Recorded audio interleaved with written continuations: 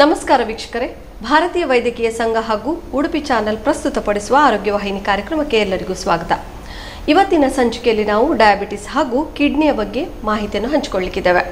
ಇವತ್ತು ನಮ್ಮೊಂದಿಗೆ ಉಡುಪಿಯ ಆದರ್ಶ ಆಸ್ಪತ್ರೆಯಲ್ಲಿ ಮೂತ್ರಪಿಂಡ ತಜ್ಞೆ ಹಾಗೂ ಮೂತ್ರಪಿಂಡದ ಕಸಿ ವೈದ್ಯರಾಗಿರುವ ಡಾಕ್ಟರ್ ಮೇಘಾ ಪೈ ಅವರು ನಮ್ಮೊಂದಿಗಿದ್ದಾರೆ. ಇವರು ಇವತ್ತು ನಮ್ಮೊಂದಿಗೆ ಡಯಾಬಿಟಿಸ್ ಹಾಗೂ ಕಿಡ್ನಿಯ ಬಗ್ಗೆ ಮಾಹಿತಿಯನ್ನು ಹಂಚಿಕೊಳ್ಳಲಿಕ್ಕಿದ್ದಾರೆ. ಬನ್ನಿ ಅವರನ್ನು ಕಾರ್ಯಕ್ರಮಕ್ಕೆ ಸ್ವಾಗತಿಸೋಣ. ನಮಸ್ಕಾರ ಮೇಡಮ್, ಕಾರ್ಯಕ್ರಮಕ್ಕೆ ಸ್ವಾಗತ. ನಮಸ್ಕಾರ ಮೇಡಮ್, ಇವತ್ತು ನಮ್ಮ ವೀಕ್ಷಕರಿಗೆ ನೀವು ಕಿಡ್ನಿ ಹಾಗೂ ಒಂದು ಡಯಾಬಿಟಿಸ್ನ ಬಗ್ಗೆ ಮಾಹಿತಿಯನ್ನು ಹಂಚಿಕೊಳ್ಳಿಕ್ಕೆ ಬಂದಿದ್ದೀರಾ. ಇವತ್ತಿನ ಜೀವನದಲ್ಲಿ ಡಯಾಬಿಟಿಸ್ ಅನ್ನೋದು ಸರ್ವೇಸಾಮಾನ್ಯ ಆಗಿದೆ. ಅಂದರೆ ಡಯಾಬಿಟಿಸ್ ಅಂದರೆ ನಮ್ಮ ರಕ್ತದಲ್ಲಿ ಒಂದು ಸಕ್ಕರೆ ಪ್ರಮಾಣದ ಅಂಶ ಜಾಸ್ತಿ ಆಗುವುದು. ಇದು ಸಾಮಾನ್ಯವಾಗಿ ಎಲ್ರಿಗೂ ಗೊತ್ತಿರುವಂಥ ವಿಷಯ. ಆದರೂ ಇದರ ಬಗ್ಗೆ ಡಯಾಬಿಟಿಸ್ ಎಂದರೆ ಏನು, ಇದರ ಬಗ್ಗೆ ಒಂದು ವಿಸ್ತೃತವಾಗಿ ಒಂದು ನಮ್ಮ ವೀಕ್ಷಕರಿಗೆ ತಿಳಿಸಿ. ಡಯಾಬಿಟಿಸನ್ನು ನಾವು ಮಧುಮೇಹ, ಸಕ್ಕರೆ ಕಾಯಿಲೆ, ಸಿಹಿ ಮೂತ್ರದ ರೋಗ ಅಂತ ಬೇರೆ ಬೇರೆ ಹೆಸರಿನಲ್ಲಿ ಕರೆಯುತ್ತೇವೆ. ಮಧುಮೇಹ ಎನ್ನುವುದು ನಮ್ಮ ರಕ್ತದಲ್ಲಿ ಸಕ್ಕರೆ ಅಂಶ ಅಂದರೆ ಗ್ಲೂಕೋಸಿನ ಅಂಶ ಅಧಿಕವಾಗಿರುವಂಥ ಒಂದು ಕಾಯಿಲೆ. ಸೊ ಈ ಗ್ಲೂಕೋಸ್ ಎನ್ನುವುದು ನಮ್ಮ ಜೀವಕೋಶಗಳ ಕಾರ್ಯಚಟುವಟಿಕೆಗಳಿಗೆ ಪ್ರಮುಖವಾಗಿರುವಂಥ ಒಂದು ಇಂಧನ. ಈ ಗ್ಲೂಕೋಸ್ ಲೆವೆಲ್ಸ್ನ ಅಂದರೆ ಗ್ಲೂಕೋಸ್ ಪ್ರಮಾಣವನ್ನು ಸಮತೋಲನದಲ್ಲಿ ಇಡುವಲು ಮೇಧೋಜೀರಕ ಗ್ರಂಥಿಯು ಪ್ರಮುಖ ಪಾತ್ರ ವಹಿಸುತ್ತದೆ. ಈ ಮೇಧೋಜೀರಕ ಗ್ರಂಥಿಯು ಇನ್ಸುಲಿನ್ ಹಾಗೂ ಗ್ಲುಕಗಾನ್ ಎಂಬ ಎರಡು ಹಾರ್ಮೋನ್ಗಳನ್ನು ಉತ್ಪಾದನೆ ಮಾಡಿ ಅದರ ಮೂಲಕ ನಮ್ಮ ಗ್ಲೂಕೋಸ್ ಲೆವೆಲ್ಸ್ನ ಒಂದು ಬ್ಯಾಲೆನ್ಸ್ ಅಲ್ಲಿ ಇಟ್ಟಿದೆ. ಸೊ ಯಾವುದೇ ಕಾರಣದಿಂದ ನಮ್ಮ ರಕ್ತದಲ್ಲಿ ಗ್ಲೂಕೋಸ್ ಪ್ರಮಾಣವು ಅಧಿಕವಾದರೆ, ಅಧಿಕ ಸಮಯದಲ್ಲಿ ಇದ್ದರೆ ಇದು ನಮ್ಮ ಜೀವಕೋಶಗಳಿಗೆ ಹಾನಿಯಾಗುವಂತಾಗುತ್ತೆ. ಸೊ ಈ ಪರಿಸ್ಥಿತಿಯನ್ನ ಡಯಾಬಿಟಿಸ್ ಅಥವಾ ಮಧುಮೇಹ ಎಂದು ಕರೀತೇವೆ. ಓಕೆ ಮೇಡಮ್, ಈಗ ಡಯಾಬಿಟಿಸ್ ಅಂದರೆ ಏನು ಅಂತೇಳಿ ನೀವೀಗ ವಿಸ್ತೃತವಾಗಿ ಹೇಳಿದ್ರಿ.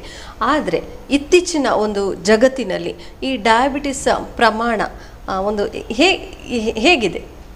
2019ರಲ್ಲಿ ಇಂಟರ್ನ್ಯಾಷನಲ್ ಡಯಾಬಿಟಿಸ್ ಫೆಡರೇಷನ್ ಅವರು ವರದಿ ಪ್ರಕಾರ ಜಗತ್ತಿನಲ್ಲಿ 54 ಕೋಟಿ ಜನರಿಗೆ ಡಯಾಬಿಟಿಸ್ನಿಂದ ಬಳಲುತ್ತಾರೆ.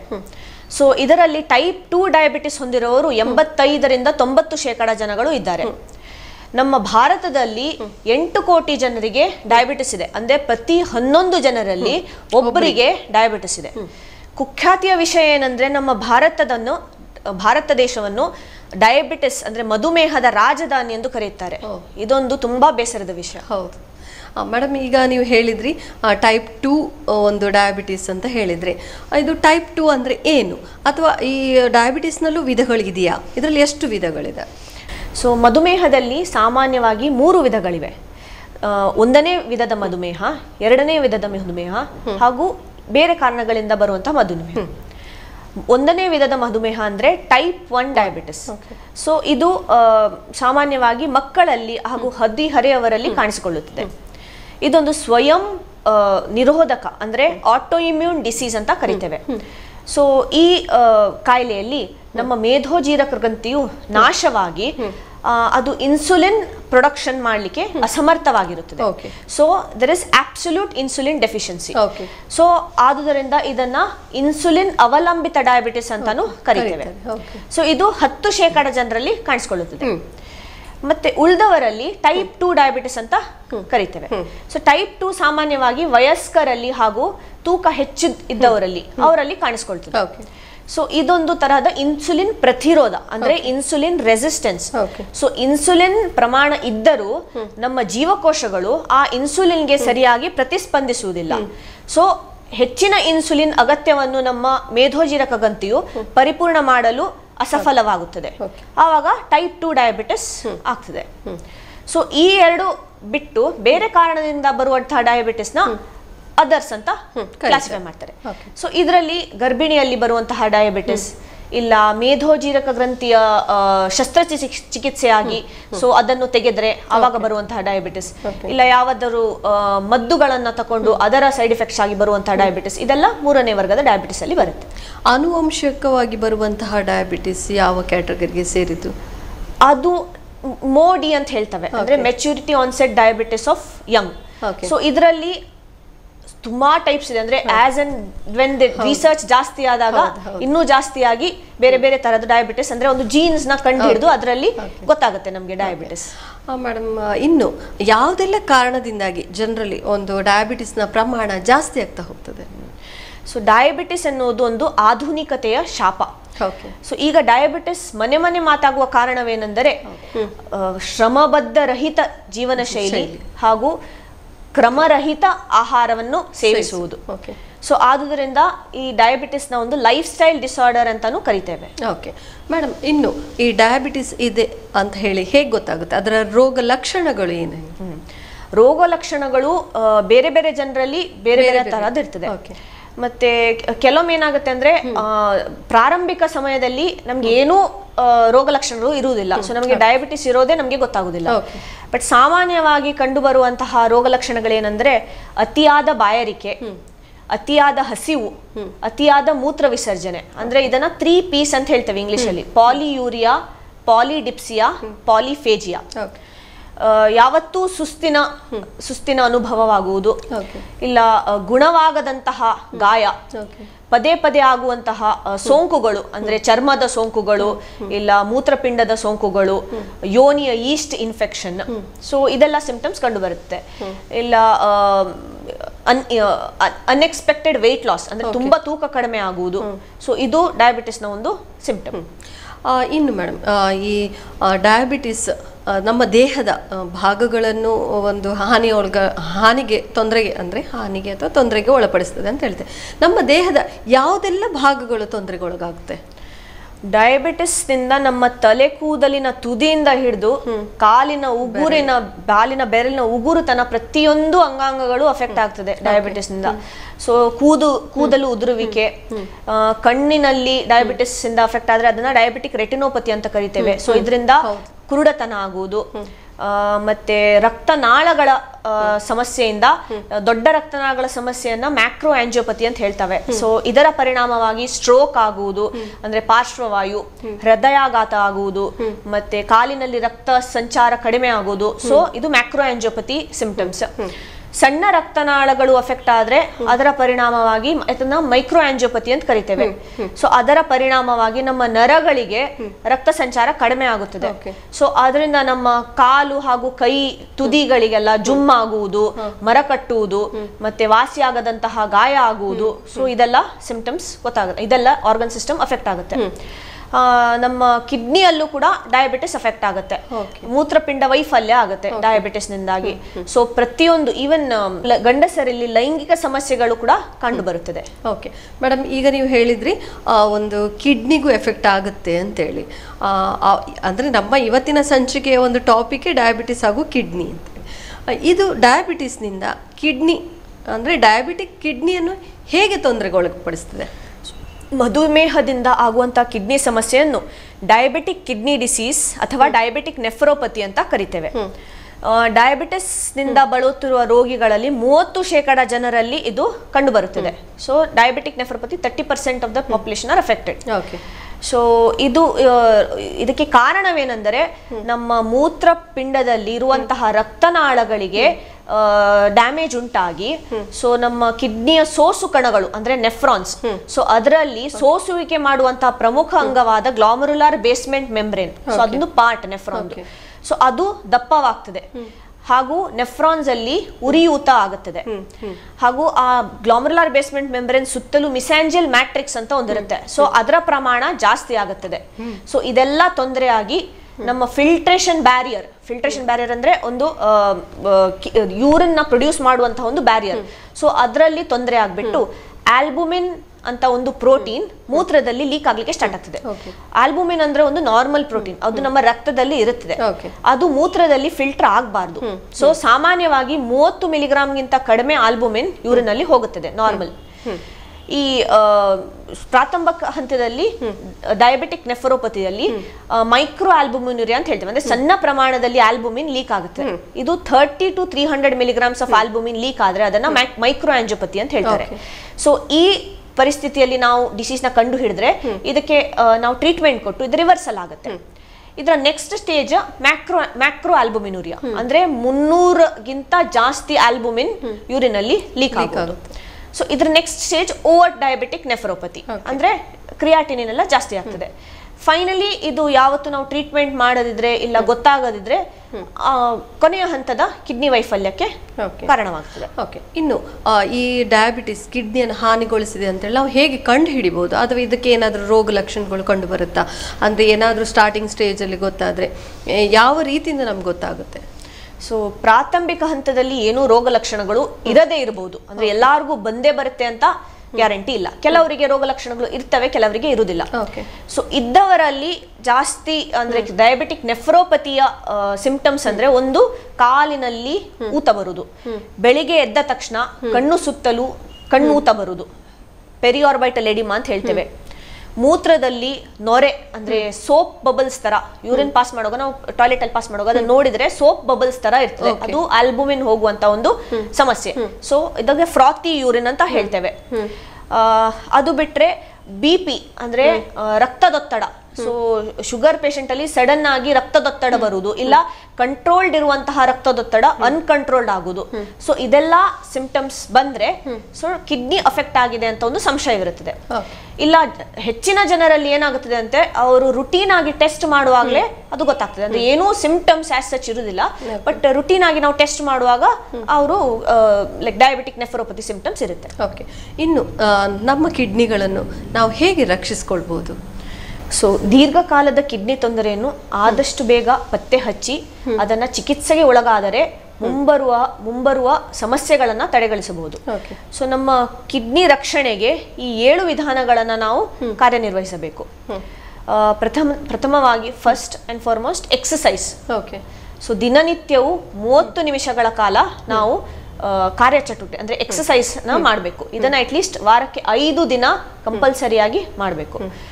ಸೊ ಈ ಎಕ್ಸಸೈಸ್ ಮಾಡೋದ್ರಿಂದ ನಮ್ಮ ಕಿಡ್ನಿ ಮಾತ್ರ ರಕ್ಷಣೆ ಅಲ್ಲ, ನಮ್ಮ ರಕ್ತದೊತ್ತಡ ಕೂಡ ಕಂಟ್ರೋಲ್ ಅಲ್ಲಿ ಬರುತ್ತದೆ, ಹಾಗೂ ನಮ್ಮ ಕೊಬ್ಬಿನ ಅಂಶ ಅಂದ್ರೆ ಕೊಲೆಸ್ಟ್ರಾಲ್ ಅದು ಕೂಡ ಕಡಿಮೆ ಆಗುತ್ತೆ, ತೂಕ ಕಡಿಮೆ ಆಗುತ್ತೆ. ಸೊ ಎಕ್ಸಸೈಸ್ ಬೆನಿಫಿಟ್ಸ್ ತುಂಬಾ ಇದೆ.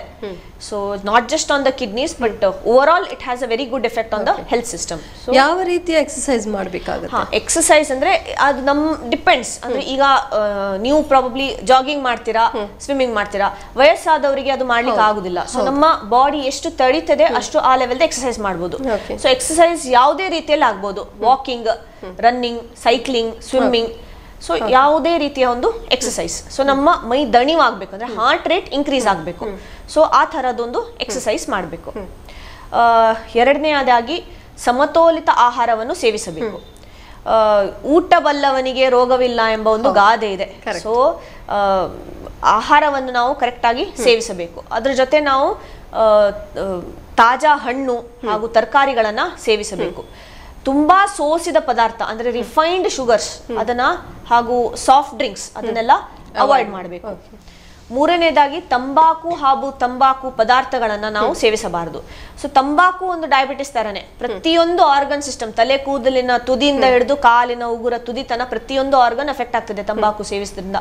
ಸೊ ಕಿಡ್ನಿ ಪ್ರಾಬ್ಲಮ್ಸ್ ಜಾಸ್ತಿ ಆಗುತ್ತೆ, BP ಜಾಸ್ತಿ ಆಗುತ್ತೆ, ಎಥಿರೋಸ್ಕ್ಲಿರೋಸಿಸ್ ಜಾಸ್ತಿ ಆಗುತ್ತೆ. ಸೊ ತಂಬಾಕುವನ್ನ ಸೇವಿಸಲೇಬಾರದು. ಸೊ ಸ್ಮೋಕಿಂಗ್ ಕಿಲ್ಸ್ ಮೂರನೇದು. ಸೊ ನಾಲ್ಕನೆಯದು ಸರಿಯಾಗಿ ನೀರು ಕುಡಿಬೇಕು.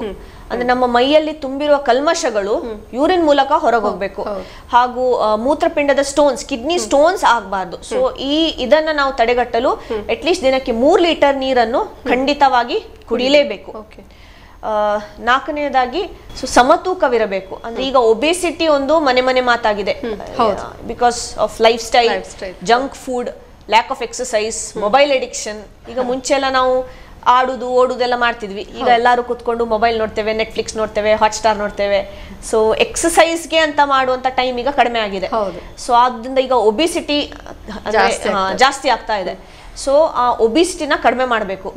ಎಸ್ಪೆಷಲಿ ವಿತ್ ರಿಸ್ಕ್ ಫ್ಯಾಕ್ಟರ್ಸ್ ಇರುವವರು ಸ್ಪೆಸಿಫಿಕ್ ಆಗಿ ಎಕ್ಸಸೈಸ್ ಮಾಡಿ ಇಲ್ಲ ಡಯಟ್ ಮಾಡಿ ನಮ್ಮ ಒಬಿಸಿಟಿನ ಕಡಿಮೆ ಮಾಡಬೇಕು.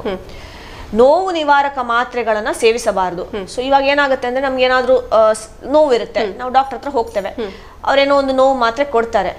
ನೆಕ್ಸ್ಟ್ ಟೈಮ್ ನೋವು ಬರುವಾಗ ಏನಾಗುತ್ತೆ, ಅದೇ ಮಾತ್ರೆ ಕಂಟಿನ್ಯೂ. ನೆಕ್ಸ್ಟ್ ಟೈಮ್ ನೋವು ಜಾಸ್ತಿ ಆದ್ರೆ ಕಂಟಿನ್ಯೂ ಪಾಪಿನ್ಸ್ ತರ ಪಾಪ್ ಮಾಡ್ತಾ ಇರ್ತೇವೆ. ಸೊ ಯಾವಾಗ ಕಿಡ್ನಿ ಡ್ಯಾಮೇಜ್ ಆಗ್ತದೆ ಯಾರಿಗೂ ಗೊತ್ತೇ ಆಗುದಿಲ್ಲ. ಸೊ ನೋವು ನಿವಾರಕ ಅಂದ್ರೆ ಅದನ್ನ ಓವರ್ ದ ಕೌಂಟರ್, ಅದು ಆ ಮಾತ್ರೆಗಳಿಗೆಲ್ಲ ಡಾಕ್ಟರ್ ಪ್ರಿಸ್ಕ್ರಿಪ್ಷನ್ ಅಗತ್ಯ ಇಲ್ಲ. ನಾವು ಡೈರೆಕ್ಟ್ ಹೋಗಿ ಮೆಡಿಕಲ್ ಶಾಪ್ ಅಲ್ಲಿ ಕೇಳಿದ್ರೆ ಇಮಿಡಿಯೇಟ್ಲಿ ಕೊಡ್ತಾರೆ ಅವ್ರ ಮಾತ್ರೆಗಳನ್ನ. ಸೊ ಆ ಮಾತ್ರೆಗಳನ್ನೆಲ್ಲ ಯಾವತ್ತೂ ಸೇವಿಸಬಾರ್ದು. ಅಂಡ್ ಲಾಸ್ಟ್, ವಾರ್ಷಿಕ ಮೂತ್ರಪಿಂಡ ತಪಾಸಣೆ ಅಗತ್ಯ. So especially people with risk factors, ಅಂದ್ರೆ ಕಿಡ್ನಿ ಸಮಸ್ಯೆ ಇರುವಂತಹ ರಿಸ್ಕ್ ಫ್ಯಾಕ್ಟರ್ಸ್ ಜಾಸ್ತಿ ಇದ್ದವರು ವಾರ್ಷಿಕ ಮೂತ್ರಪಿಂಡ ತಪಾಸಣೆ ಮಾಡಬೇಕು. ಅಂದ್ರೆ ನೀವು ಕಿಡ್ನಿ ರಿಸ್ಕ್ ಫ್ಯಾಕ್ಟರ್ಸ್ ಜಾಸ್ತಿ ಇದ್ದವ್ರು ಅಂದ್ರೆ ಡಯಾಬಿಟಿಸ್ ಇದ್ದವರು, ಅವರಿಗೆ ತೀವ್ರವಾದ ಒಂದು ಡಯಾಬಿಟಿಸ್ ರೋಗ ಇದ್ರೆ ಅಂತವರು ವರ್ಷಕ್ಕೆ ಕಂಪಲ್ಸರಿ ಮಾಡ್ಲೇಬೇಕು. ಅಂತವ್ರು ಮಾತ್ರ ಅಲ್ಲ, ಒಂದು ಡಯಾಬಿಟಿಸ್ ಇದ್ದವರು, ಅನ್ಕಂಟ್ರೋಲ್ ಡಯಾಬಿಟಿಸ್ ಇದ್ದವರು, ಹೆಚ್ಚಿನ ರಕ್ತದೊತ್ತಡ, ಹೈ ಬ್ಲಡ್ ಪ್ರೆಷರ್ ಇದ್ದವರು, ಕೌಟುಂಬಿಕ ಕಿಡ್ನಿ ಸಮಸ್ಯೆ ಇತಿಹಾಸ ಇದ್ದವರು. ಯಾಕಂದ್ರೆ ಕೆಲವು ತರದ್ದು ಕಿಡ್ನಿ ಸಮಸ್ಯೆಗಳು ವಂಶ ಪಾರಂಪರ್ಯವಾಗಿ ಹೋಗುತ್ತದೆ. ಸೊ ಯಾರಿಗಾದ್ರೂ ಕಿಡ್ನಿ ಸಮಸ್ಯೆ ಇದ್ದವರು ನಮ್ಮ ಫ್ಯಾಮಿಲಿಯಲ್ಲಿ ಇದ್ದರೆ ಸೊ ನಮಗೂ ಹೈ ರಿಸ್ಕ್ ಇರುತ್ತೆ. ಸೊ ನಾವು ಯಾವತ್ತು ಸ್ಕ್ರೀನಿಂಗ್ ಅಂತ ಹೇಳ್ತೇವೆ. So at least health checkup per year ಮಾಡ್ಲೇಬೇಕು. ಮತ್ತೆ ತುಂಬಾ ನೋವು ಮಾತ್ರೆ ತಿನ್ನುವವರು, ಮತ್ತೆ ಇನ್ನೊಂದೇನಿದ್ರೆ age is an important risk factor. So 40 ವರ್ಷಕ್ಕಿಂತ ಜಾಸ್ತಿ ಇದ್ದವರು ಇವರೆಲ್ಲ ಅಟ್ ಲೀಸ್ಟ್ ವರ್ಷಕ್ಕೊಮ್ಮೆ ಕಿಡ್ನಿ ತಪಾಸಣೆ ಮಾಡಬೇಕು. ಓಕೆ, ಈ ಎಲ್ಲ ವಿಧಾನಗಳಿಂದ ನಾವು ನಮ್ಮ ಕಿಡ್ನಿಯನ್ನು ರಕ್ಷಿಸಿಕೊಳ್ಬಹುದು ಅಂತ ಹೇಳ್ತೀರಿ ಮೇಡಮ್. ಈಗ ಕಾರ್ಯಕ್ರಮದಲ್ಲಿ ಒಂದು ಸಣ್ಣ ವಿರಾಮವನ್ನು ತೆಗೆದುಕೊಳ್ಳೋಣ. ವಿರಾಮದ ನಂತರ ಮತ್ತಷ್ಟು ಮಾಹಿತಿಗಳನ್ನು ಹಂಚಿಕೊಳ್ಳೋಣ. ವೀಕ್ಷಕರೇ, ಈಗ ಕಾರ್ಯಕ್ರಮದಲ್ಲೊಂದು ಸಣ್ಣ ವಿರಾಮ.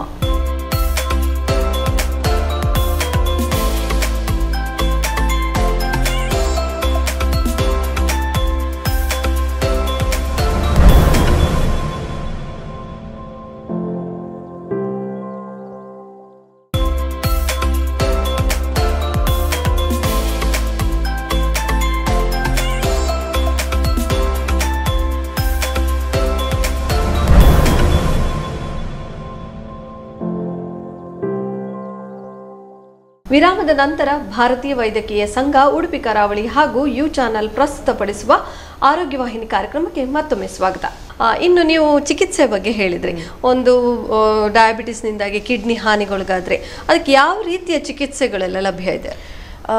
ಸೊ ಬೇಸಿಕಲಿ ಅದು ಕಿಡ್ನಿ ಡಿಸೀಸ್ ಯಾವ ಸ್ಟೇಜ್ ಅಲ್ಲಿದೆ ಅದ್ರ ಮೇಲೆ ಡಿಪೆಂಡ್ ಆಗ್ತದೆ. ಸೊ ಅರ್ಲಿ ಸ್ಟೇಜ್ ಅಂದ್ರೆ ಪ್ರಾಥಮಿಕ ಹಂತದಲ್ಲಿ ನಾವು ಮದ್ದಿನಲ್ಲೇ ಚಿಕಿತ್ಸೆ ಮಾಡಬಹುದು.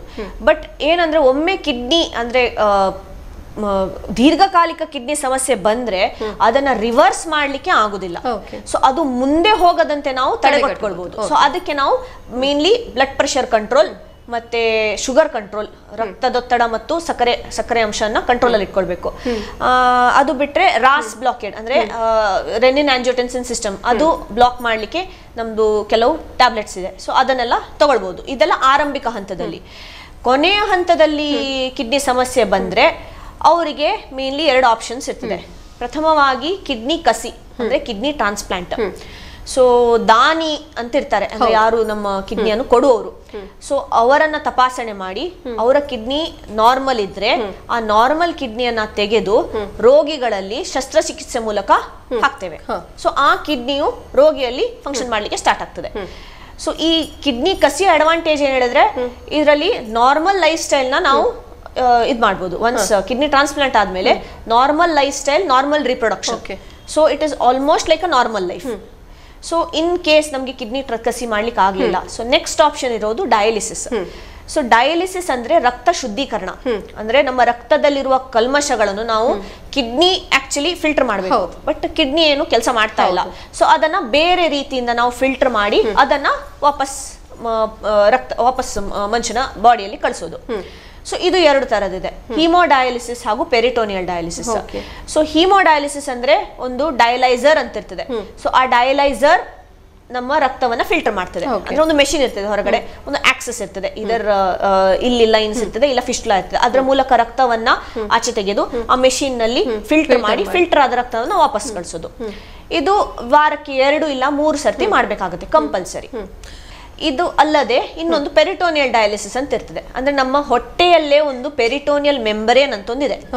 ಸೊ ಅದೇ ಫಿಲ್ಟ್ರೇಷನ್ ಅನ್ನು ಮಾಡ್ತದೆ. ಸೊ ನಮ್ಮ ಹೊಟ್ಟೆಯಲ್ಲೇ ನಾವು ಒಂದು ಶಸ್ತ್ರಚಿಕಿತ್ಸೆ ಮೂಲಕ ಒಂದು ಟ್ಯೂಬ್ ಅನ್ನ ಹಾಕ್ತೇವೆ. ಸೊ ಆ ಟ್ಯೂಬ್ ಅಲ್ಲಿ ನಾವು ಡಯಾಲಿಸೇಟ್ ಹಾಕಿ ಆ ಫಿಲ್ಟ್ರೇಷನ್ ಮಾಡಿ ಆ ಡಯಾಲಿಸಿಸ್ ಅಷ್ಟೇ ತೆಗೆಯೋದು. ಸೊ ಓಕೆ, ನೀವೀಗ ಹೇಳಿದ್ರಿ ಡಯಾಲಿಸಿಸ್ ಅನ್ನು ಒಂದು 3 ಥರದ ಡಯಾಲಿಸಿಸ್ ಅನ್ನು ಮಾಡ್ತೀರಿ ಅಂತ ಹೇಳಿ. 2 ಥರದ. ಓಕೆ, 2 ಥರದ್ದು ಮಾಡ್ತೀರಿ ಅಂತ ಹೇಳಿದ್ರಿ. ಈ ಡಯಾಲಿಸಿಸ್ಗೆ ಬೇಕಾಗುವ ಎಷ್ಟು ಸಮಯ ತಗೊಳ್ಳುತ್ತೆ? ಅಂದರೆ ಒಂದು ಡಯಾಲಿಸಿಸ್ ಒಂದು ಸಲ ಹೋದರೆ ಎಷ್ಟು ಗಂಟೆ ಒಂದು ಕ್ರಿಯೆ ಇದು? ಇದು ಸಾಮಾನ್ಯವಾಗಿ 4 ಗಂಟೆಗಳ ಕಾಲ ಮಾಡ್ತೇವೆ. So 4 hours 2 to 3 times a week. ಅಂದ್ರೆ ವಾರಕ್ಕೆ ಇದರ 2 ಸಲ ಇಲ್ಲ 3 ಸಲ, ಅದು ಪೇಷಂಟ್ ಮೇಲೆ ಡಿಪೆಂಡ್ ಆಗ್ತದೆ. ಓಕೆ. ಸೊ ಯೂಶುವಲಿ ಒಂದು ಸೆಷನ್ ಆಫ್ ಡಯಾಲಿಸಿಸ್ 4 ಗಂಟೆಗಳ ಕಾಲ ಮಾಡ್ತೇವೆ. ಓಕೆ, ಅಂದರೆ ನೀವೀಗ ಹೇಳಿದ್ರೆ ವಾರಕ್ಕೆ 2 ಸಲ ಅಥವಾ 3 ಸಲ, ಅದು ಪೇಷಂಟ್ ಮೇಲೆ ಡಿಪೆಂಡ್ ಆಗಿರುತ್ತೆ ಅಂತೇಳಿ. ವಾರಕ್ಕೆ 2 ಸಲ ಅಥವಾ 3 ಸಲ ಮಾಡುವಂತಹ ಪೇಷಂಟ್ಗಳು ಯಾವ ಸ್ಟೇಜಲ್ಲಿ ಇರುವ ಪೇಷಂಟ್ಗಳದು? ಅದೆಲ್ಲ ಕೊನೆಯ ಹಂತದಲ್ಲಿರುವಂತಹ ಕಿಡ್ನಿ ಸಮಸ್ಯೆ. ಈಗ ಮೂತ್ರಪಿಂಡದ ಕಸಿ ಬಗ್ಗೆ ಹೇಳಿದ್ರೆ, ಮೂತ್ರಪಿಂಡದ ಒಂದು ಕಸಿ ಆದ ನಂತರ ಅವರು ರಿಕವರ್ ಆಗ್ಲಿಕ್ಕೆ ಎಷ್ಟು ಸಮಯ ತೆಗೆದುಕೊಳ್ತಾರೆ? ಸಾಮಾನ್ಯವಾಗಿ ಯೂಶುವಲಿ ಏನಾಗುತ್ತೆ ಅಂದ್ರೆ ಡಿಸ್ಚಾರ್ಜ್ ಯೂಶುವಲಿ 1 ವಾರದಲ್ಲಿ ಮಾಡ್ತೇವೆ, ಪ್ರೊವೈಡೆಡ್ ಏನು ಕಾಂಪ್ಲಿಕೇಶನ್ಸ್ ಇಲ್ಲದಿದ್ದಲ್ಲಿ 1 ವಾರದಲ್ಲಿ ಅದು ನಾರ್ಮಲೈಸ್ ಆಗ್ತದೆ. ಅದು ಬಿಟ್ಟರೆ ಅವ್ರನ್ನ ಟ್ಯಾಬ್ಲೆಟ್ಸ್ ಅಂತೂ ಜೀವನ ಪರ್ಯಂತ ತಗೊಳ್ಳೇಬೇಕು. ಅದರಲ್ಲಿ ಏನು ಜೀವನ ಪರ್ಯಂತ, ಯಾಕಂದ್ರೆ ಬೇರೆಯವರ ಕಿಡ್ನಿನ ನಾವು ನಮ್ಮ ಮೈಯಲ್ಲೇ ಹಾಕಿದ್ರೆ ಅದೊಂದು ಇನ್ವೇಡರ್ ತರ, ನಮ್ಮ ಮೈ ಯಾವತ್ತು ವೇಟ್ ಮಾಡ್ತಾ ಇರ್ತದೆ ಯಾವಾಗ ಆ ಕಿಡ್ನಿನ ಅಫೆಕ್ಟ್ ಮಾಡೋದು ಅಂತ. ಯಾಕಂದ್ರೆ ನಮ್ದಲ್ಲ, ಅದು ಬೇರೆಯವ್ರದ್ದು. ಸೊ ಆ ಒಂದು ಇಮ್ಯೂನ್ ಸಿಸ್ಟಮ್ ನ ನಾವು ಕಂಟ್ರೋಲ್ ಇಟ್ಕೊಳ್ಳಿಕ್ಕೆ ಇಮ್ಯುನೋ ಸಪ್ರೆಸೆಂಟ್ಸ್ ಅಂತ ಕೊಡ್ತೇವೆ. ಸೊ ಇದು ಜೀವನ ಪರ್ಯಂತ ತಗೊಳ್ಳೇಬೇಕು, ಆಲ್ಮೋಸ್ಟ್ ಜೀವನ ಪರ್ಯಂತ ತಗೊಳ್ಳೇಬೇಕಾಗತ್ತೆ. ಸೊ ಅದನ್ನ ಸ್ಕಿಪ್ ಮಾಡಿದ್ರೆ ಆ ಕಿಡ್ನಿನ ಅದು ವೈರಿ ಅಂತ ತಿಳ್ಕೊಳ್ತದೆ ನಮ್ಮ ಬಾಡಿ. ಸೊ ಅದ್ರ ಮೇಲೆ ಅಟ್ಯಾಕ್ ಮಾಡ್ಲಿಕ್ಕೆ ಸ್ಟಾರ್ಟ್ ಆಗ್ತದೆ. ಸೊ ಆ ಕಿಡ್ನಿನೂ ಡ್ಯಾಮೇಜ್ ಮಾಡಿದ್ರೆ ಮತ್ತೆ ಪುನಃ ಡಯಾಲಿಸಿಸ್ ಸ್ಟೇಜ್ಗೆ ಹೊರಟೋಗ್ತಾರೆ. ಒಂದ್ಸಲ ಅದೇ ಕಿಡ್ನಿ ಟ್ರಾನ್ಸ್ಪ್ಲಾಂಟ್ ಆದ ನಂತರ ಡಯಾಲಿಸಿಸ್ಗೆ ಬಂದ್ರೆ ಮತ್ತೆ ಪುನಃ ಸೇವ್ ಮಾಡ್ಕೊಳ್ಳೋಕೆ ಆಗುತ್ತಾ? ಮನುಷ್ಯ ಸೇವಾ ಆಗಬಹುದು? ಡೆಫಿನೆಟ್ಲಿ ಇನ್ನೊಂದು ಸೆಕೆಂಡ್ ಟ್ರಾನ್ಸ್ಪ್ಲಾಂಟ್ ಮಾಡಬೇಕು, ಇದರ ಕಂಟಿನ್ಯೂಷನ್ ಡಯಾಲಿಸಿಸ್ ಮಾಡಬೇಕು, ಇಲ್ಲ ಸೆಕೆಂಡ್ ಟ್ರಾನ್ಸ್ಪ್ಲಾಂಟ್ ಮಾಡಬೇಕು, ಇನ್ನೊಂದು ಕಿಡ್ನಿಯನ್ನ ಹಾಕೊಳ್ಬೇಕು. ಒಂದ್ಸಲ ಈಗ ಡಯಾಲಿಸಿಸ್ ಬಿದ್ರೆ, ಒಂದು ರೋಗಿಯನ್ನು ಒಂದು ಡಯಾಲಿಸಿಸ್ಗೆ ಸ್ಟಾರ್ಟ್ ಮಾಡಿದ್ರೆ ಅವನು ಎಷ್ಟು ವರ್ಷ ಪರ್ಯಂತ ತಗೊಳ್ಬೇಕಾಗುತ್ತೆ ಡಯಾಲಿಸಿಸ್? ಅಂದ್ರೆ ಎಷ್ಟು ವರ್ಷಗಳ ಕಾಲ ಆ ಒಂದು ರೋಗಿ ಬದುಕಬಹುದು? ಇದು ಕಷ್ಟ ಸಾಧ್ಯನಾ ಹೇಳಲಿಕ್ಕೆ, ಅಥವಾ ಅಂದ್ರೆ ಅದೊಂದು ಪರ್ಮನೆಂಟ್ ಸೊಲ್ಯೂಷನ್, ಜೀವನ ಪರ್ಯಂತ ಮಾಡ್ಬೇಕಾಗ್ತದೆ? ಅಂದ್ರೆ ನಾನು ಕೇಳ್ಕೊಂಡ ಪ್ರಕಾರ ಕೆಲವರು 10 ವರ್ಷ 12 ವರ್ಷ ಬದುಕಿದವರು ಇದ್ದಾರೆ ಡಯಾಲಿಸಿಸ್ ನಿಂದಾಗಿ. ಕೆಲವರು 1-2 ವರ್ಷಗಳಲ್ಲೇ ದೇಹ ತ್ಯಾಗವನ್ನು ಮಾಡಿದವರು ಇದ್ದಾರೆ. ಆ ಒಂದು ಕ್ವಶನ್ ಅನ್ನು ನನ್ನ ತಲೆಯಲ್ಲಿ ಬಂದಕ್ಕೋಸ್ಕರ ಈಗ ಕೇಳಿದೆ ನಾನು, ಯಾಕಂದ್ರೆ ನಮ್ಮ ವೀಕ್ಷಕರಿಗೂ ಇದು ಗೊತ್ತಿರಲಿ ಅಂತ ಹೇಳಿ. ಇನ್ನು ಈ ಮೂತ್ರಪಿಂಡದ ಕಸಿಗೆ ತಗುಲುವ ವೆಚ್ಚಗಳು ಸಾಧಾರಣ ಎಷ್ಟಿರಬಹುದು ಅಂತೇಳಿ ನಮ್ಮ ವೀಕ್ಷಕರಲ್ಲಿ ಒಂದು ಕುತೂಹಲ ಇದೆ. ಅಂದ್ರೆ ಕೆಲವರು ಅದು ತುಂಬಾನೇ ಒಂದು ಕಾಸ್ಟ್ಲಿ ಅಂತೇಳಿ ಹೇಳ್ಕೊಂಡು ಕಸಿ ಮಾಡ್ಕೊಳ್ಳಿಕ್ಕೆ ಸ್ವಲ್ಪ ಹಿಂಜರಿತಾರೆ. ಅಥವಾ ಯಾವ ರೀತಿಯಾಗಿ ನಾವು ಈ ಮೂತ್ರಪಿಂಡದ ಕಸಿಗೆ ನಾವು ಜನರನ್ನು ರೆಡಿ ಮಾಡಬೇಕಾಗತ್ತೆ, ಅಥವಾ ಅವರ ಪೇರೆಂಟ್ಸ್ಗಳಿಂದಲೇ ನಾವು ತಗೊಳ್ಬಹುದಾ ಅಂತ ದಾನಿಗಳಿದ್ರೆ ಅದ್ರ ಬಗ್ಗೆ ಒಂದು ಸ್ವಲ್ಪ ಹೇಳಿ. ಸೊ ಕಿಡ್ನಿ ಕಸಿಯಲ್ಲಿ 2 ರೀತಿಯ ಕಸಿ ಇರ್ತದೆ. ಒಂದು ಲೈವ್ ಕಿಡ್ನಿ ಟ್ರಾನ್ಸ್ಪ್ಲಾಂಟ್, ಇನ್ನೊಂದು deceased donor kidney transplant. So live ಅಂದ್ರೆ ಜೀವಂತ ವ್ಯಕ್ತಿಯು ತನ್ನ ಸ್ವಇಚ್ಛೆಯಿಂದ ತನ್ನ ಕಿಡ್ನಿಯನ್ನು ರೋಗಿಗೆ ದಾನ ಮಾಡುದು. ಸೊ ಇದರಲ್ಲಿ ದಾನಿ ಅನ್ನೋದು ನಮ್ಮ ಇಂಡಿಯಾದಲ್ಲಿ ಲೀಗಲಿ ಅಲೌಡ್ ಅಂದ್ರೆ ಪ್ರೈಮರಿ ರಿಲೇಟಿವ್ಸ್, ಅಂದ್ರೆ ಅವರ ತಂದೆ ತಾಯಿ, ಒಂದು ರೋಗಿಯ ತಂದೆ ತಾಯಿ, ಅವರ ಹೆಂಡತಿ, ಮಕ್ಕಳು, ಗ್ರ್ಯಾಂಡ್ ಪೇರೆಂಟ್ಸ್, ಅವರ ಬ್ರದರ್ ಸಿಸ್ಟರ್, ಇಷ್ಟು ಜನ ಮಾತ್ರ ಲೀಗಲಿ ಕೊಡ್ಲಿಕ್ಕೆ ಅಲೌಡ್. ಪಕ್ಕದ ಮನೆಯವರು, ಅತ್ತೆ ಮಾವ, ಅಂಕಲ್ ಆಂಟಿ ಅವರೆಲ್ಲ ಕೊಡ್ಲಿಕ್ಕೆ ಅಲೌಡ್ ಇಲ್ಲ ಇಂಡಿಯಾದಲ್ಲಿ. ಸೊ ಈಗ ದಾನಿಯನ್ನ ನಾವು ಪರಿಶೀಲಿಸ್ತೇವೆ. ಸೊ ಅವರಲ್ಲಿ ಏನಾದ್ರೂ ಮುಂದೆ ಅಂದ್ರೆ ಕಿಡ್ನಿ ತೆಗೆಯುವುದರಿಂದ ಏನಾದ್ರೂ ಸಮಸ್ಯೆ ಆಗ್ತದಾ ಅಂತ ಪರಿಪೂರ್ಣವಾಗಿ ಪರಿಶೀಲಿಸ್ತೇವೆ. ಅಂದ್ರೆ ಇವರ ಕಿಡ್ನಿ ತೆಗೆದು ಅವ್ರ ಕಿಡ್ನಿ ಫೇಲಿಯರ್ ಹೋಗ್ಬಾರ್ದಲ್ಲ.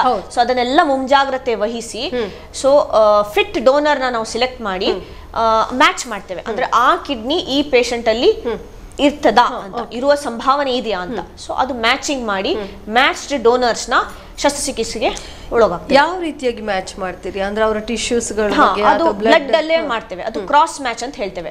ಸೊ ರಕ್ತದ ಲಿಂಫೋಸೈಟ್ಸ್ ಅನ್ನ ನಾವು ತೆಗೆದು, ಇಟ್ ಇಸ್ ರಕ್ತ ಪರೀಕ್ಷೆ ಅಷ್ಟೇ.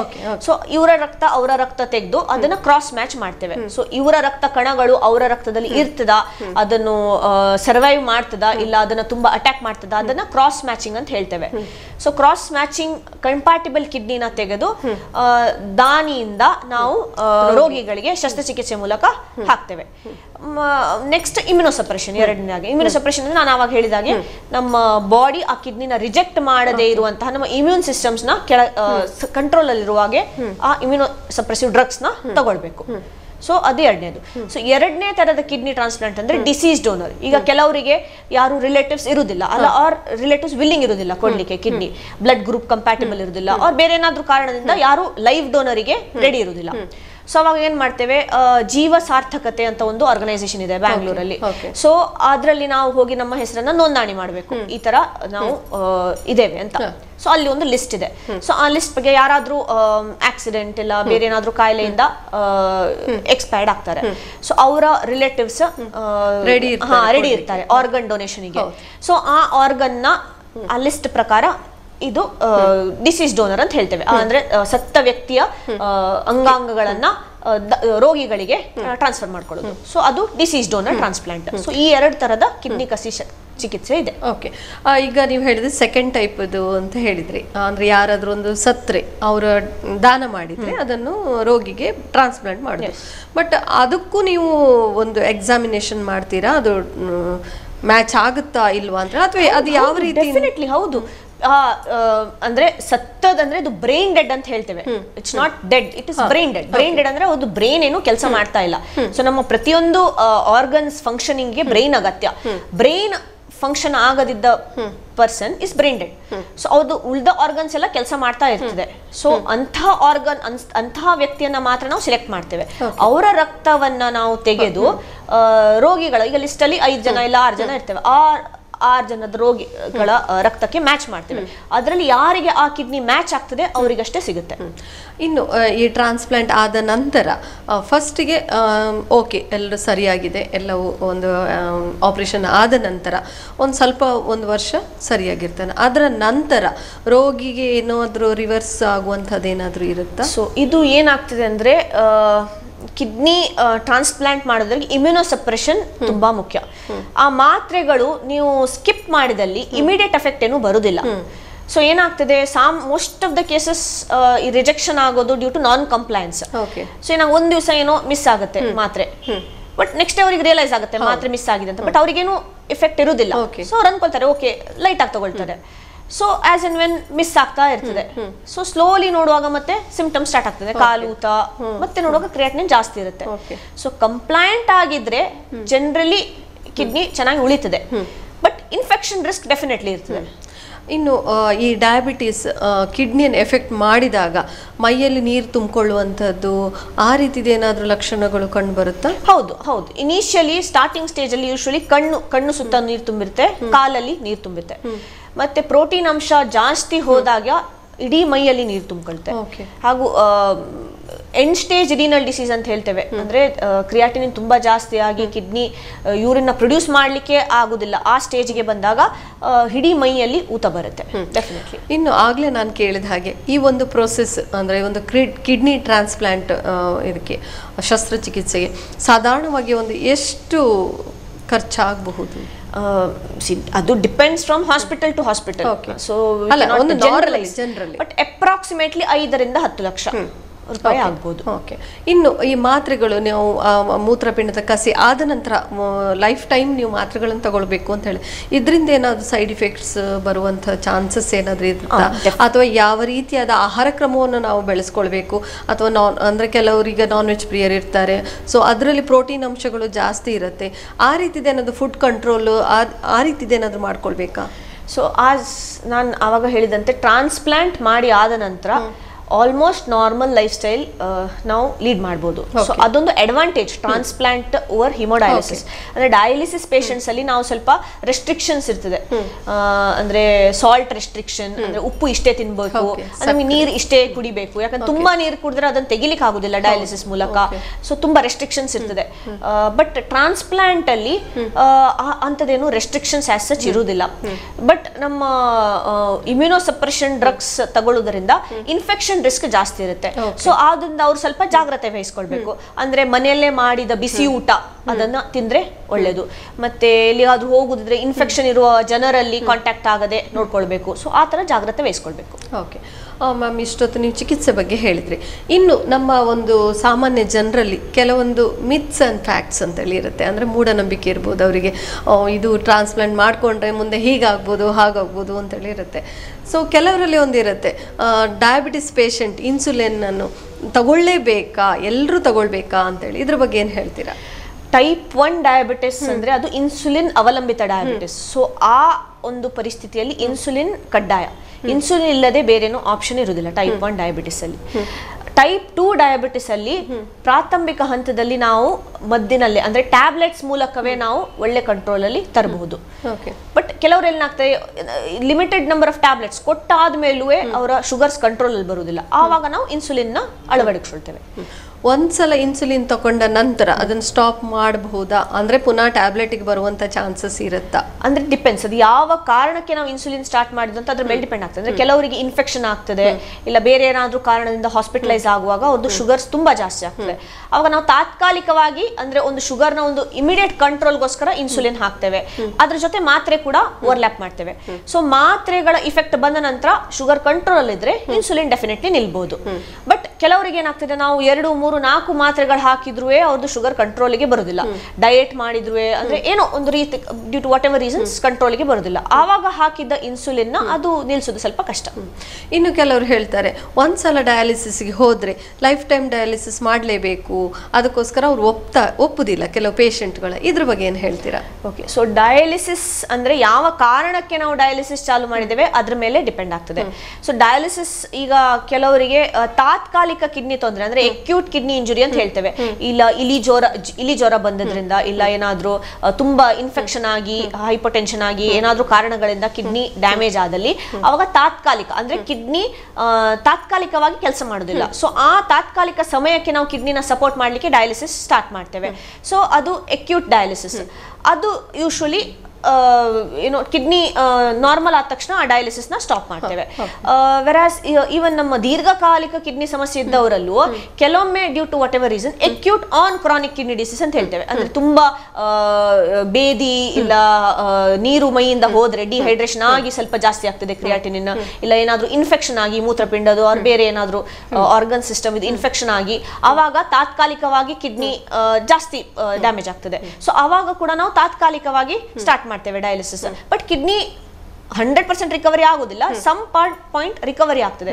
ಸೊ ಆ ರಿಕವರಿ ಆದ ನಂತರ ನಾವು ಮದ್ದಿನಲ್ಲಿ ಕಂಟಿನ್ಯೂ ಮಾಡ್ಲಿಕ್ಕಾದ್ರೆ ಸೊ ಟ್ಯಾಬ್ಲೆಟ್ಸ್ ಅಲ್ಲೇ ಕಂಟಿನ್ಯೂ ಮಾಡ್ತದೆ. ಬಟ್ ಕೊನೆಯ ಹಂತದ ಕಿಡ್ನಿ ಸಮಸ್ಯೆ ಇದ್ದವರಲ್ಲಿ ನಾವು ಚಾಲು ಮಾಡಿದ ಡಯಾಲಿಸಿಸ್ ಯೂಶುವಲಿ ಅದು ಪರ್ಮನೆಂಟ್ ಆಗಿರುತ್ತೆ. ಓಕೆ, ಇನ್ನು ಈ ಡಯಾಬಿಟಿಸ್ ಇದ್ದವರಲ್ಲಿ ಕಿಡ್ನಿ ಫೇಲ್ಯೂರ್ ಕಂಪಲ್ಸರಿನಾ, ಪರ್ಮನೆಂಟ್ ಅಥವಾ ಆ ರೀತಿ ಬಗ್ಗೆ ಕೆಲವರಿಗೆ ಇರುತ್ತೆ. ಡಯಾಬಿಟಿಸ್ ಇದ್ದವರಿಗೆ ಕಿಡ್ನಿ ಫೇಲ್ಯೂರ್ ಆಗೋದು ಕಂಪಲ್ಸರಿ ಇದ್ದೇ ಇರುತ್ತೆ ಅಂತೇಳಿ, ಇದ್ರ ಬಗ್ಗೆ ಏನು ಹೇಳ್ತೀರಾ? ಸೊ ಸ್ಟಾಟಿಸ್ಟಿಕ್ಸ್ ಪ್ರಕಾರ 30% ಅಂದ್ರೆ 30% of diabetic population will have kidney disease. ಅದರಲ್ಲೂ ರಿಸ್ಕ್ ಅಂದ್ರೆ ಯಾರಲ್ಲಿ ಅನ್ಕಂಟ್ರೋಲ್ಡ್ ಶುಗರ್ ಇರ್ತಾರೆ, ಅಂದ್ರೆ ತುಂಬಾ ನಿಗ್ಲೆಕ್ಟ್ ಮಾಡಿ ಅನ್ಕಂಟ್ರೋಲ್ಡ್ ಡಯಾಬಿಟಿಸ್ ಬರ್ತಿದೆ. ಇಲ್ಲ ಟೈಪ್ 1 ಡಯಾಬಿಟಿಸ್ ಇದ್ದವರು, ಟೈಪ್ 1 ಡಯಾಬಿಟಿಸ್ ಇದ್ದವರು ಆಲ್ಮೋಸ್ಟ್ 15 ವರ್ಷ ಆದ್ಮೇಲೆ ಆನ್ಸೆಟ್ ಆದ್ಮೇಲೆ ಆಲ್ಮೋಸ್ಟ್ ಎಲ್ಲರಿಗೂ ಕಿಡ್ನಿ ಸಂಬಂಧಪಟ್ಟ ಕಾಯಿಲೆ ಕಾಣಿಸ್ಕೊಳ್ತದೆ. ಇಲ್ಲ ಅನ್ಕಂಟ್ರೋಲ್ಡ್ ಬ್ಲಡ್ ಪ್ರೆಷರ್ ಇದ್ದವರು, ಸೊ ಇಂಥವರಲ್ಲೆಲ್ಲ ಜಾಸ್ತಿ ಕಂಡು ಬರುತ್ತೆ. ಬಟ್ ಜನರಲಿ 30%, 1/3 ಜನರಲಿ ಕಿಡ್ನಿ ಸಂಬಂಧಪಟ್ಟ ಸಮಸ್ಯೆ ಕಾಣಿಸ್ಕೊಳ್ಳುತ್ತದೆ. ಮೇಡಮ್, ಇಷ್ಟೊತ್ತು ನಮ್ಮೊಂದಿಗೆ ಕುಳಿತು ಕಿಡ್ನಿ ಹಾಗೂ ಒಂದು ಡಯಾಬಿಟಿಸ್ ಬದಲಿಗೆ ತುಂಬ ಮಾಹಿತಿಯನ್ನು ಕೊಟ್ಟಿದ್ದೀರಾ. ಅಂದರೆ ಡಯಾಬಿಟಿಸ್ನಿಂದಾಗಿ ಕಿಡ್ನಿ ಹೇಗೆ ಎಫೆಕ್ಟ್ ಆಗುತ್ತೆ, ಅದಕ್ಕೆ ಯಾವುದೆಲ್ಲ ತೊಂದರೆಗಳುಂಟಾಗುತ್ತೆ, ಅದರ ಚಿಕಿತ್ಸೆಯ ಬಗ್ಗೆ ತುಂಬ ಚೆನ್ನಾಗಿರೋ ಮಾಹಿತಿಗಳನ್ನು ನಮ್ಮೊಂದಿಗೆ, ನಮ್ಮ ವೀಕ್ಷಕರೊಂದಿಗೆ ಹಂಚಿಕೊಂಡದಕ್ಕೆ ಧನ್ಯವಾದಗಳು ಮೇಡಮ್. ಇನ್ನು ಈ ಕಾರ್ಯಕ್ರಮದ ನಾವು ಒಂದು ಕೊನೆಯ ಹಂತಕ್ಕೆ ಬಂದಿದ್ದೇವೆ. ನಮ್ಮ ವೀಕ್ಷಕರಿಗೆ ಏನಾದರೂ ತಿಳಿಸ್ಲಿಕ್ಕೆ ಬಯಸ್ತೀರಾ? Yes, definitely. First and foremost ನಾನೇನು ಹೇಳಬೇಕು ಅಂದರೆ, ನಿಮ್ಮ ಕಿಡ್ನಿ ಆರೋಗ್ಯ ನಿಮ್ಮ ಕೈಯಲ್ಲೇ ಇದೆ. ಅಂದರೆ your kidneys are in your hands. So ನಾನು ಆವಾಗ ಹೇಳಿದ 7 ವಿಧಗಳನ್ನು ಎಲ್ಲರೂ ಕೈಂಡ್ಲಿ ಫಾಲೋ ಮಾಡಿ, ಅದರಿಂದ ನಮ್ಮ ಕಿಡ್ನಿಯನ್ನು ಕಾಪಾಡ್ಕೊಳ್ಬೋದು. ಎರಡನೇದಾಗಿ ಏನಂದರೆ, be an organ donor. An organ donor is always a hero, because 1 person can save many lives. ಈಗ ಈಗಿನ ಕಾಲದಲ್ಲಿ ಆರ್ಗನ್ಸ್ ಶಾರ್ಟೇಜಿಂದ, ಎಸ್ಪೆಷಲಿ ಕಿಡ್ನಿ ಶಾರ್ಟೇಜಿಂದ ತುಂಬ ಪೇಷಂಟ್ಸ್ ವೇಟಿಂಗ್ ಲಿಸ್ಟಲ್ಲೇ ಇರುವಾಗ ಅವ್ರು ಪ್ರಾಣ ಕಳ್ಕೊಳ್ತಾರೆ. ಸೊ ಅಂದರೆ ನಾವು ಸತ್ ಮೇಲೆ ನಮ್ದು ಆರ್ಗನ್ ವೇಸ್ಟ್ ಆಗುತ್ತೆ. So at least it will give life to somebody else who requires it. Okay. So I would like to tell everybody to pledge their organ, so be an organ donor. Okay, ತುಂಬ ಚೆನ್ನಾದ ಮಾಹಿತಿಯನ್ನು ಹಂಚ್ಕೊಂಡಿದ್ದೀರಾ. ಯಾಕಂದರೆ ಒಬ್ಬ ಮನುಷ್ಯನ ಒಂದು ಎಲ್ಲ ಅಂಗಗಳನ್ನು ದಾನ ಮಾಡಿದರೆ ಪ್ರತಿಯೊಂದು ಅಂಗಗಳು ದಾನ ಮಾಡಬಹುದು. ಇತ್ತೀಚಿನ ಒಂದು ದಿನಗಳಲ್ಲಿ ಇಷ್ಟು ಅಡ್ವಾನ್ಸ್ ಆಗಿ ನಮ್ಮ ಒಂದು ವೈದ್ಯಕೀಯ ಒಂದು ಸೌಲಭ್ಯ ಇದೆ ಈಗ. ಹಾಗಾಗಿ ತುಂಬ ಜನರ ಲೈಫನ್ನು ನಾವು ಸೇವ್ ಮಾಡಬಹುದು ಅಂತೇಳಿ ಒಂದು ಒಳ್ಳೆಯ ಮೆಸೇಜನ್ನು ಕೊಟ್ಟಿದ್ದೀರಿ. ಮತ್ತೊಮ್ಮೆ ಮಗದೊಮ್ಮೆ ನಿಮಗೆ ಧನ್ಯವಾದಗಳನ್ನು ಹೇಳ್ತಾ ಇವತ್ತಿನ ಈ ಕಾರ್ಯಕ್ರಮವನ್ನು ನಾನು ಮುಗಿಸ್ತಾ ಇದ್ದೇನೆ. ವೀಕ್ಷಕರೇ, ನೋಡಿದ್ರಲ್ಲ, ಡಾಕ್ಟರ್ ಮೇಘಾ ಪೈ ಮೂತ್ರಪಿಂಡ ಶಾಸ್ತ್ರಜ್ಞೆ ಹಾಗೂ ಮೂತ್ರಪಿಂಡದ ಕಸಿ ವೈದ್ಯರಾಗಿರ್ತಾರೆ. ಇವರು ನಮ್ಮೊಂದಿಗೆ ತುಂಬ ಚೆನ್ನಾಗಿರುವ ಮಾಹಿತಿಗಳನ್ನು ಹಂಚಿಕೊಂಡಿದ್ದಾರೆ. ಇವತ್ತಿನ ಈ ಸಂಚಿಕೆಯನ್ನು ಇಲ್ಲಿಗೆ ಮುಗಿಸ್ತಾ ಇದ್ದೇನೆ. ಮುಂದಿನ ಸಂಚಿಕೆಯಲ್ಲಿ ಮತ್ತೊಬ್ಬ ವೈದ್ಯರೊಂದಿಗೆ ಮತ್ತೆ ನಿಮ್ಮನ್ನು ಭೇಟಿ ಆಗ್ತೀನಿ. ಅಲ್ಲಿವರೆಗೆ ನೋಡ್ತಾ ಇರಿ ಚಾನಲ್. ನಮಸ್ಕಾರ.